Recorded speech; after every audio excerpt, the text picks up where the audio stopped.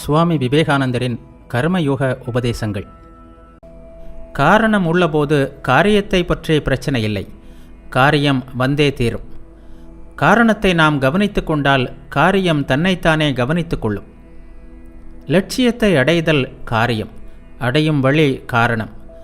ஆதலால் வழிமுறையில் கவனத்துடன் இருப்பதே வாழ்வின் மேலான ரகசியம்.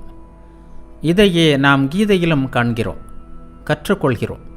அதாவது நமது முழு ஆற்றலுடன் இடைவிடாமல் செயல்புரிய வேண்டும். நாம் செய்யும் செயல் எதுவாயினும் நமது முழு மனதையும் அதில் செலுத்த வேண்டும். அதே வேளையில் அதில் பற்றுக்கொள்ளவும் கூடாது. அதாவது செயல்புரிவதிலிருந்து வேறு எதன் காரணமாகவும் நமது மனம் விலகி செல்ல இடம் கொடுக்கக்கூடாது. அதே வேளையில் நாம் விரும்பினால் செயலை விட்டுவிடும் திறமையும் பெற்றிருக்க வேண்டும். நமது சொந்த வாழ்வுகளையே ஆராய்ந்து பார்த்தால் நம் துயரத்திற்கான மிக முக்கிய காரணம் இதுவே என்பதை காண்போம். நாம் ஏதாவது ஒன்றை மேற்கொள்வோம், அதில் நம் முழு சக்தியையும் செலுத்துவோம். ஒருவேளை அது தோல்வியடையலாம், ஆனாலும் நம்மால் அதை கைவிட முடிவதில்லை. அது நமது நெஞ்சை புண்ணாக்குகிறது. இனிமேலும் அதை பற்றி கொண்டிருப்பதால் நமக்கு துயரமே விளையும் என்பது நமக்கு தெரியும். ஆனாலும் அதிலிருந்து விலக நம்மால் முடிவதில்லை. வண்டு தேன் உண்ண வந்தது, ஆனால் அதன் கால்கள் அதில் ஒட்டி கொண்டன. அதை விட்டு வண்டால் வெளியேற முடியவில்லை. இந்த நிலைமையில் நாம் இருப்பதை மீண்டும் மீண்டும் காண்கிறோம்.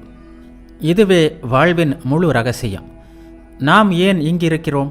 நாம் தேனை குடிக்க இங்கே வந்தோம், ஆனால் நம் கைகளும் கால்களும் அதில் ஒட்டி கொண்டிருப்பதை காண்கிறோம். நாம் பிடிக்க வந்தோம், ஆனால் பிடிபட்டு விட்டோம். நாம் அனுபவிக்க வந்தோம், ஆனால் அனுபவிக்கப்படுகிறோம். நாம் ஆள வந்தோம், ஆனால் ஆளப்படுகிறோம். நாம் வேலை செய்ய வந்தோம், ஆனால் வேலை வாங்கப்படுகிறோம். இவ்வாறு தான் நடந்து கொண்டிருக்கிறது. இது நம் வாழ்க்கையில் ஒவ்வொரு துறையிலும் புகுந்திருக்கிறது. பிற மனங்கள் நம்மை வேலை வாங்குகின்றன.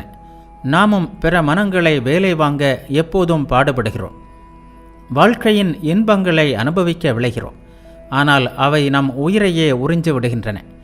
இயற்கையிலிருந்து ஒவ்வொன்றையும் பெற நாம் விரும்புகிறோம், ஆனால் இயற்கை நம்மிடமிருந்து ஒவ்வொன்றையும் பறித்து கொண்டு நம்மை வெறுமையாக்கி ஒரு பக்கமாக எரிந்து விடுவதை நாளடைவில் காண்கிறோம்.